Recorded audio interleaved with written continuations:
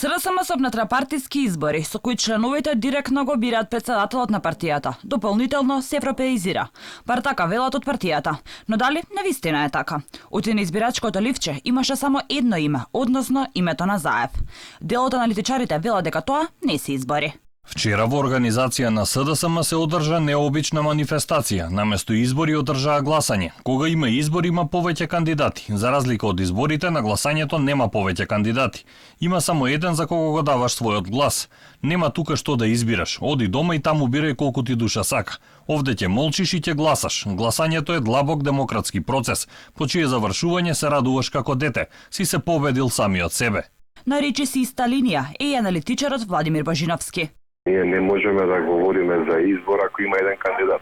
За да биде избор, треба да има барем 20 од кои што ќе може да се избере.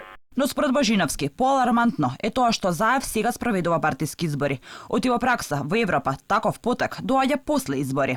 Со ова сега, вели аналитичарот, Заев добива легитимитет од членовите и ќе може да расчити со неговите неистомисленици во партијата, со што ќе се намали квалитетот на истата, што ќе влијае на целокупниот политички корпус.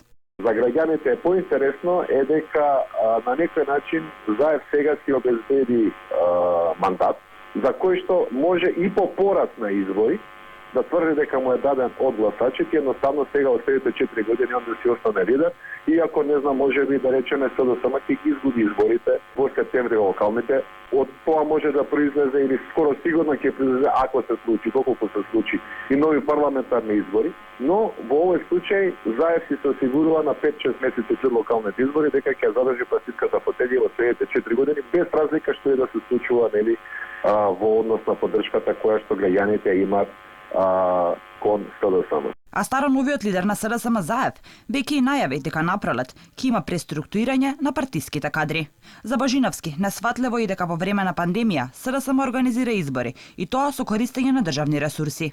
Се одржуваат избори со лично присуство во време на предбранна пандемија. Се користат државни ресурси, видовме дека имаше гласање и по основни училишта за партиски цели. Бројните фотографии објавени на социјалните мрежи и реакции дека се користат државни ресурси за партиски цели од СДСМ ги демантираа.